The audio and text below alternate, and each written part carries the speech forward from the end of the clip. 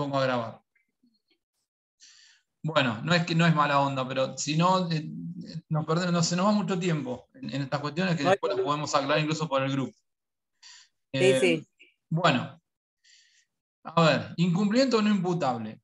Vamos a arrancar de otra manera para entender de qué vamos a hablar. ¿Sí? Han visto que desde el curso regular del derecho de las obligaciones, ¿sí?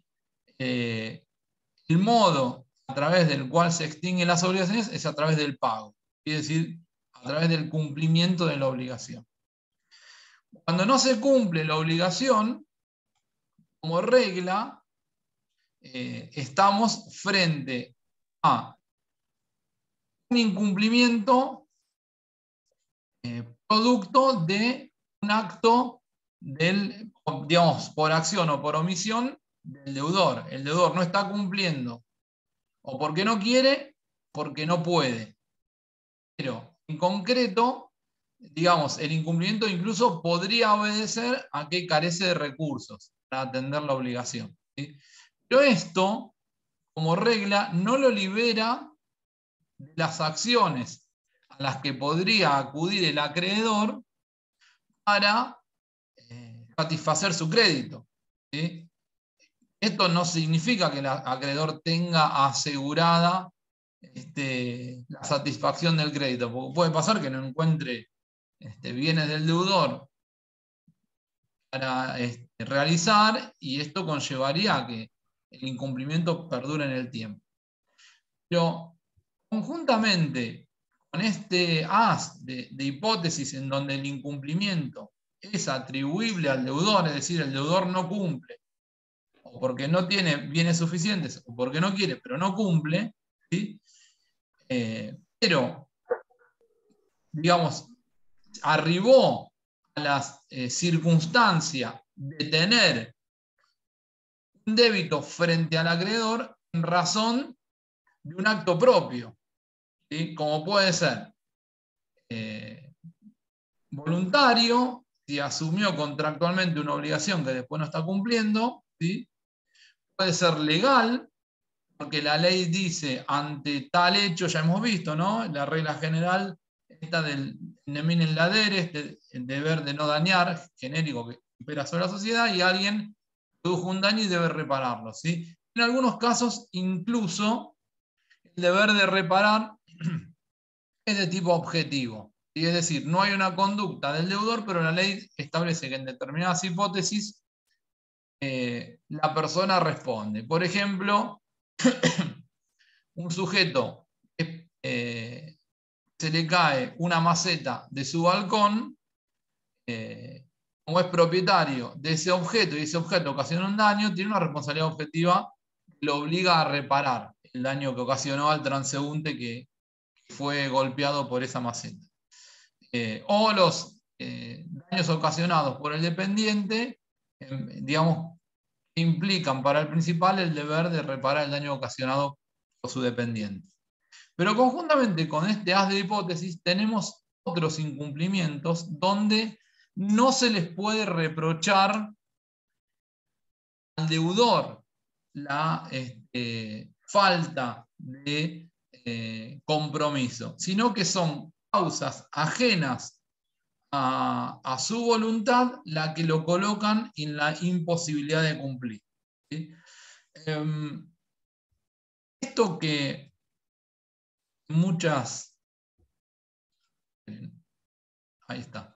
Esto que en otra época era quizás, uno siempre tenía que buscar, esto lo hablamos incluso en el año pasado, ¿no? En la materia, uno tenía que buscar casi ejemplos de catástrofes, ¿no? Donde el deudor no podía cumplir, pero siempre que se veía como algo, un evento extraordinario que sucedía un día concreto en un digamos, lugar concreto.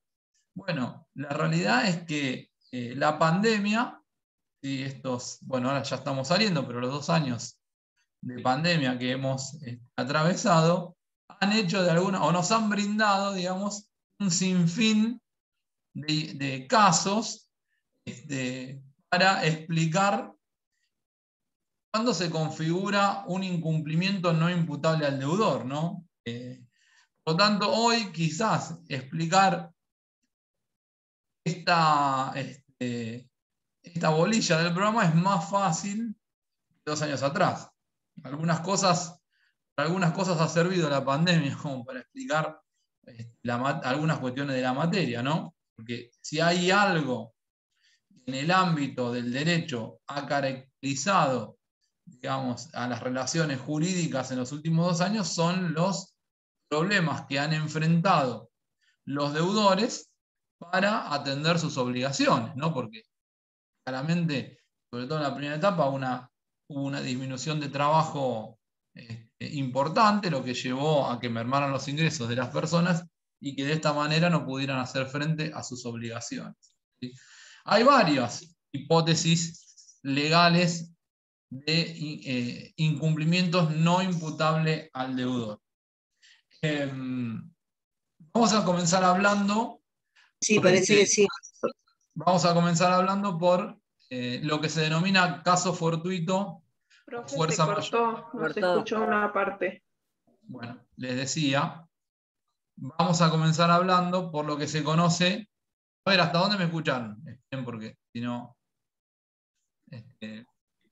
Donde dijo que hay varias. La pandemia, una baja de trabajo y ahí se cortó. Bueno, yo lo que les. Bueno, retomando de ahí, me perdí un poco cómo seguí después, pero bueno, lo que yo les decía es que la pandemia ha brindado un sinnúmero de hipótesis o de casos en donde se han producido incumplimientos que no pueden ser reprochados a los deudores. Porque, digamos, les decía, en los primeros meses, por la merma de ingresos, llevó a que las personas no pudieran atender sus obligaciones y quedaran colocadas en este estado de incumplimiento. Yo les decía que legalmente están contempladas distintas hipótesis. Vamos a comenzar hablando por lo que es el caso fortuito o fuerza mayor, ¿sí? En el actual Código Civil y Comercial, caso fortuito y fuerza mayor operan como sinónimos, ¿sí? No era así durante la vigencia del código derogado. Lo digo por si alguien está utilizando manuales anteriores al 2015, van a encontrar que caso fortuito y fuerza mayor están explicados como dos hipótesis de incumplimiento no imputables, pero cuyo origen es distinto, ¿sí? Porque el caso fortuito se vinculaba a un hecho de la naturaleza y la fuerza mayor se vinculaba a un hecho del príncipe, ¿sí? Es decir, a una decisión estatal que afectaba las relaciones privadas.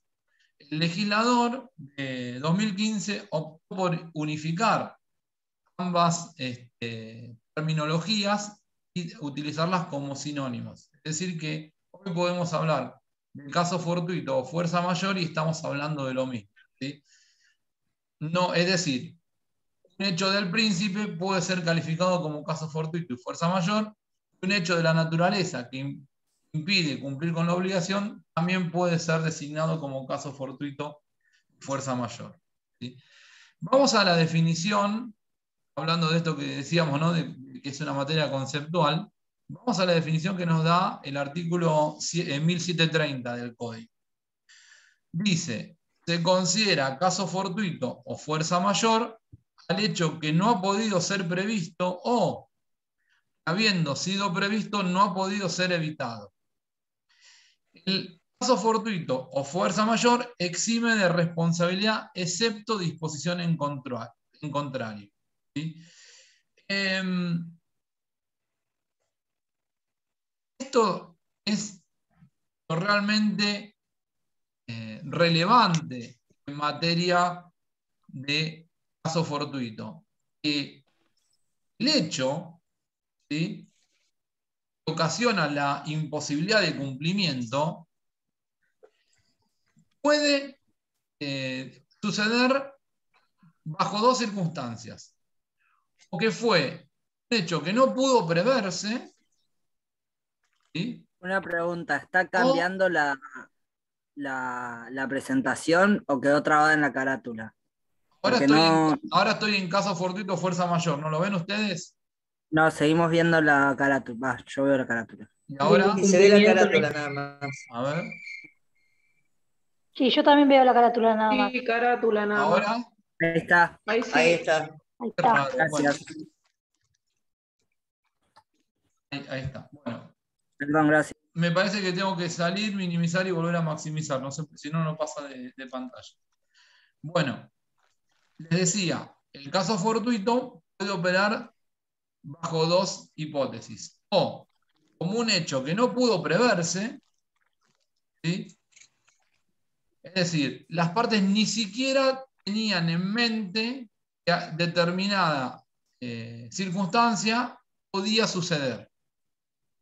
¿Sí? O pudo Por ejemplo, el preverse. COVID. Bueno, a ver, el COVID, podríamos decir en algunos casos que pudo preverse, pero aún así no pudo evitarse. Porque voy a plantear, digamos, y acá hasta en algunas cuestiones, ¿cómo les podría decir?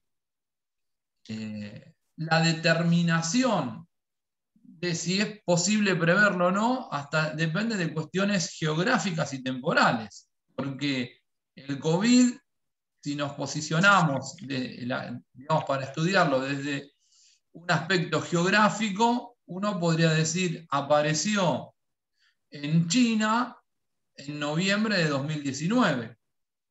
En Argentina, por ejemplo, en enero de 2020 ya se hablaba del COVID. Pero se pensaba que quizás recién iba a, digamos, a circular a mitad de año. Más o menos un poco recordando lo que pasó en ese momento. ¿Sí? Entonces, ¿pudo preverse? Digamos, a ver, voy a poner algunos ejemplos. He visto un caso donde se había contratado un salón de fiestas para un cumpleaños de 15 para el día, si no me equivoco, 21 de marzo, que creo que fue un sábado, 21 de marzo de 2020. Que no pudo realizarse porque el Poder Ejecutivo Nacional dictó el decreto que estableció la emergencia sanitaria el día 19 de marzo. Entonces ya al día siguiente no era posible, digamos, llevar adelante la fiesta. ¿Pudo preverse esa situación? Sí, fue medio inesperado, ¿no? Porque casi que fue en esa semana que a nivel estatal se decidió el aislamiento. Ahora bien, en enero de este año, perdón, de ese año de 2020, he visto situaciones en donde se contrataban salones de fiesta para octubre o noviembre de 2020. Fecha en la cual ya se hablaba que íbamos a estar en una situación de aislamiento. Ahí pudo preverse y bueno, ya había varios indicadores sociales que decían, perdón, no sociales, comunicacionales, que decían que para esa época iba a haber un aislamiento. Entonces, a veces por eso digo que depende de las circunstancias particulares de cada caso, entender o llegar a la conclusión de si fue posible preverlo o no fue posible. ¿Sí? Por eso no es, en términos generales, uno puede utilizar algunos ejemplos como de absoluta, digamos, indiscutibles. Pero en otros, y a veces depende de las circunstancias. Incluso en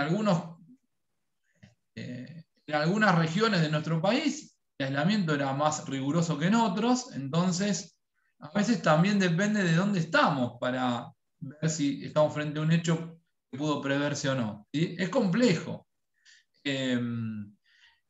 Los viajes de egresados, por ejemplo. ¿Sí? Otra cuestión, a veces en la entrega de mercaderías. ¿Sí? Era posible traslado de mercadería dentro de una provincia, pero a veces de una provincia a otra no, porque se habían cerrado los accesos. Entonces, es muy difícil, en términos generales, en un caso como una pandemia que duró 2 años, arribar a conclusiones generales que digan cuáles situaciones pudieron ser previstas. ¿Sí? Distinto, por ejemplo, si se produce la erupción de un volcán, y no, digamos, no había ningún indicador geofísico que viera para tal región, no sé, pensemos en alguna región cercana al límite con Chile, en la parte sur de nuestro país, ¿no? Impidió, por ejemplo, que los camiones trasladen productos o mercaderías de un sector al otro, de una región a otra. Bueno, esto fue un hecho imprevisto para todos. O, por ejemplo, algo que pasa muy a menudo en Mendoza, ahí en esta zona de Malargüe, que son los derrumbes de barro, ¿sí? Porque es una zona muy, en general, donde llueve mucho y que las rutas están armadas ganando terreno a la montaña, ¿sí? Un derrumbe inesperado, porque apareció una lluvia, incluso una lluvia que se extendió durante 3-4 días y tuvieron que cerrarse los caminos. Bueno, a veces es difícil establecer criterios de previsibilidad aplicable a todas las hipótesis. Pero conjuntamente con la idea de previsibilidad, fluye otra que es la de evitabilidad. O sea, lo preví, pero no lo pude evitar. ¿Sí? Y acá, digamos, ustedes piensen que el campo de las obligaciones es algo de lo que ya hemos hablado, que supone diversas fuentes, ¿sí? Que generan una relación jurídica por la cual una persona debe cumplir con determinada obligación en favor de otra. Entonces, yo puedo prever determinadas circunstancias, pero a veces no puedo, incluso habiéndola previsto, no puedo evitar determinada consecuencia de eso. ¿Sí? Pensando algún ejemplo. Bueno, y acá con esto de lo que estamos hablando, se me viene en lo comunicacional, el diputado Mario Negri diciendo de que más o menos el ASPO que era establecido acá era como en Auschwitz. A veces los medios hegemónicos también generan eso de que no se puede evitar. Bueno, pero esperen, porque si no vamos digamos, a mezclar las cosas. Las hipótesis de caso fortuito y fuerza mayor se refieren a relaciones entre particulares, ¿sí? O entre particulares y el Estado, pero cuando el Estado contrata con un particular, ¿sí? En todo caso, lo que habría que analizar... Yo para traer ejemplo lo del COVID. Para vincular una cuestión política con la materia, es decir, si alguna información mediática, ¿sí? Llevó a que en determinado sector, digamos, se genere, no sé, determinado contexto fáctico o determinada plataforma fáctica que haya impedido al sujeto cumplir con la prestación. ¿Sí? Voy a decir un ejemplo, pero solo y sin ánimo de polemizar, ¿no? supongamos que en un matutino del domingo te dice que a partir de las 0 horas del día lunes, el combustible va a subir un 50%. ¿Sí? Entonces, todo el mundo, el domingo a la tarde y hasta las 0 horas, va a ir a las estaciones de servicio para, digamos, cargar nafta a fin de tener el tanque lleno antes de que cambie el precio del combustible. Yo, el día lunes, a las 7:30 de la mañana, tenía que dejar, o mejor, yo así, hasta las 9:30 de la mañana, donde tengo tiempo en Capital Federal, tenía que dejar un escrito en un juzgado, ¿sí?, presentando un recurso de apelación. Resulta que no pude cargar nafta, entonces no tenía combustible y no pude trasladarme de donde estaba hacia tribunales para presentar el escrito, lo que conllevó que yo pierda la posibilidad de apelar. Y bueno, ahí habría que ver si una información de un medio implicó la imposibilidad para mí de cumplir con una prestación. ¿Sí? Ahora, ¿cuáles son los efectos de que una parte... Perdón, profesor, Sí. disculpe que lo interrumpa, no me quedó claro con el ejemplo, me parece que se me complicó un poquito Bueno, te voy a más. poner otro ejemplo. Yo tengo que dejar un escrito a las... Bueno, quizás no se entendió por esto. Las presentaciones judiciales son perentorias, ¿sí? Nuestro Código Procesal establece que una persona tiene que hacer las presentaciones dentro del plazo previsto, ¿sí? En general, por ejemplo, un recurso de apelación se presenta dentro de los 5 días de que es notificada la sentencia, pero nuestra ley permite presentarlo el 6º día dentro de las 2 primeras horas de apertura de tribunales. Los tribunales de la Capital Federal empiezan a funcionar a las 7:30 de la mañana, por lo tanto, si yo voy a presentar el escrito el día 6, lo puedo hacer hasta las 9:30 de la mañana. Por eso yo daba este ejemplo de que tenía que ir antes de las 9:30. Supongamos que, saco el tema del combustible, supongamos que yo le encargo a una remisería que me pase a buscar por mi casa a las 8 de la mañana para me lleve hasta tribunales y poder dejar el escrito antes de las 9:30. Resulta que el remis, cuando estaba viniendo hacia mi domicilio, no puede llegar porque en el interín hay una marcha, hay una protesta y le impiden, digamos, seguir circulando. Bueno, no viene el remis, a causa de eso yo no puedo ir a tribunales, no presento el escrito y pierdo la instancia de apelar. ¿Sí? Bueno, esto podría ser, por ejemplo, otro ejemplo, viene el remis, se descompone, se rompió el vehículo, no llega nunca y yo no puedo ir a tribunales a presentar el escrito. Bueno, esto hizo que yo pierda la instancia recursiva. ¿Sí? Así con un montón de hipótesis. Supongamos que yo tenía que se tenía que realizar se iba a realizar un cumpleaños de 15, ¿sí? Y contratamos a una persona para que haga un acto de magia, ¿sí? La persona se está trasladando hacia el lugar, digamos, hacia el salón de fiestas, ¿sí? Resulta que antes de llegar es atropellada por una persona que venía circulando por una calle donde tenía el semáforo en rojo y cruzó igual y embistió al mago que yo había contratado.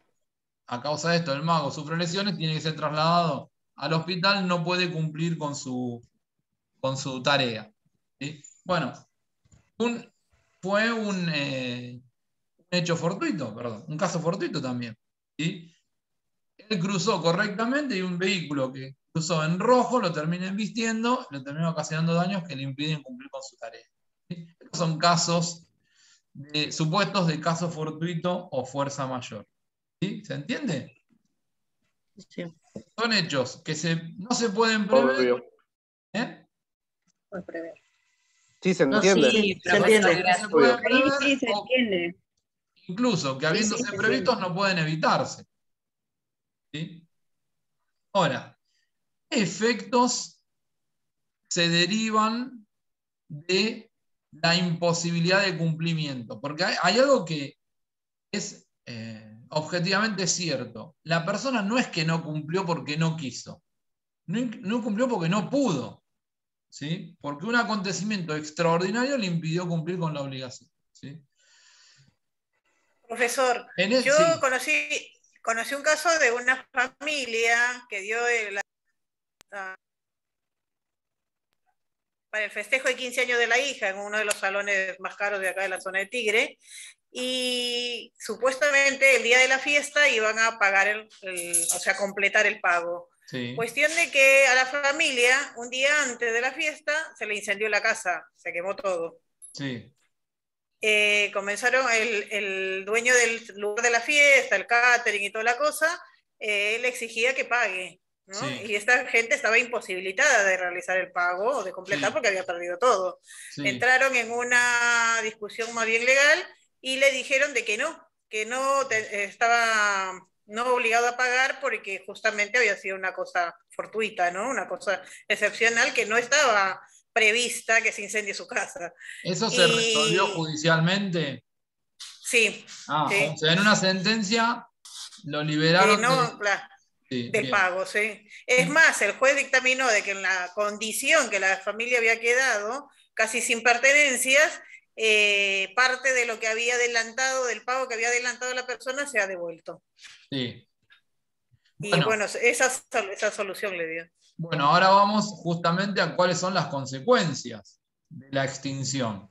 ¿Sí? Porque si hay algo que queda claro, es que el incumplimiento, como regla, nos apartamos un segundo del caso fortuito, pero el incumplimiento como regla faculta al acreedor a ejercer las acciones legales de cumplimiento correspondientes, ¿no? Ahora, cuando el incumplimiento no es imputable al deudor, ¿sí? Nuestro ordenamiento, ahí yo les agrego citas de 2 artículos, el 955 y el 1730, disponen que se extingue la obligación, ¿sí? Y el deudor queda liberado de responsabilidad frente al acreedor, ¿sí? Salvo que exista una disposición legal en contrario, salvo que una ley diga algo distinto. Y voy a poner 2 ejemplos, otra vez nos va a servir la pandemia como ayuda para esto. Por ejemplo, en el caso de los viajes de egresados a Bariloche, que se habían contratado para 2020 y 2021, los viajes no se pudieron hacer, y los egresados, digamos, las empresas empezaron a ofrecer reprogramar los viajes para fines de 2021 o principios de 2020. En el interín salió una resolución del Ministerio de Transporte que ordenó a las empresas de viajes restituir a las personas que hubiesen contratado el viaje de egresados el 70% de lo que hubieran pagado. ¿Sí? Si nosotros aplicásemos de manera tajante las previsiones del artículo 955 y 1730 del Código, como regla, las empresas deberían haber restituido la totalidad de lo que habían percibido, porque por su lado no habían cumplido con la prestación, no se realizó el viaje y no, obviamente no se brindó el servicio de hotelería y lo que es comida y demás y excursiones en Bariloche, ¿sí? Ahora, una resolución de un ministerio dispuso que en esos casos la responsabilidad de la empresa se limita a restituir solo el 70%. ¿Sí? Profe, disculpe, Esperen, un segundito. Nos queda menos de un minuto. Salimos, Eso le iba a preguntar. volvemos a entrar y ahí continuamos. Listo.